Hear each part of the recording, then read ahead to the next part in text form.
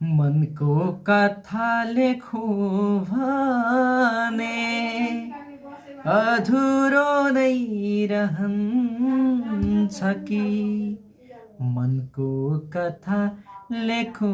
भने अधुरो नै रहन्छ कि माया भनी बोलाइरहे अलि कतै पाइन्छ कि कुन शब्दले लेखौँ त्यस्तो नमिल्ने काँडा जस्तो